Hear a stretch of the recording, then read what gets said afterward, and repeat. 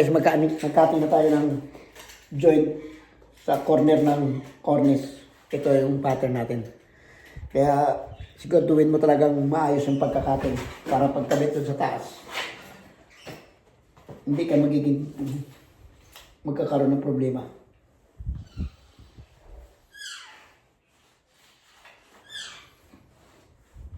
Ayun, sabi ko. Wala na, doon na tayo. Tama ba yan? Oo, yun. Ang gano'n mo nga. First day.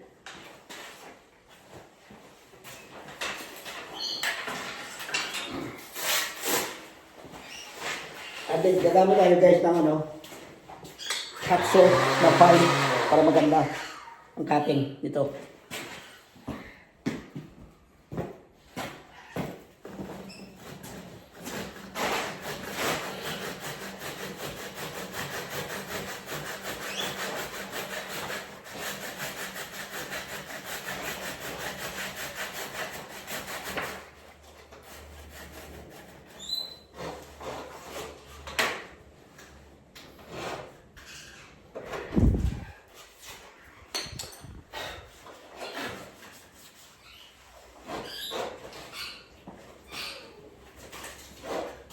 Pero pati sa'yo na isa pero.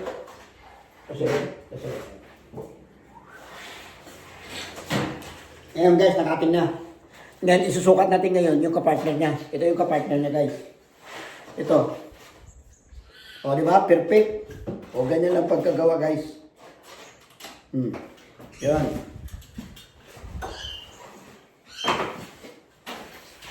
Diba, respect?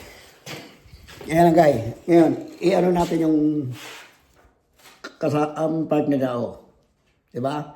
Ganyan ang paggawa. Ngayon, pwede mo na yan ikabit.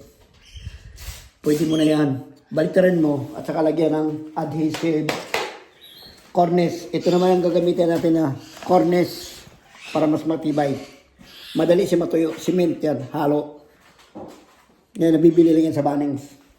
Kaya sa mga gusto magkabit ng cornice ceiling, madali, sana matutunan kayo rito.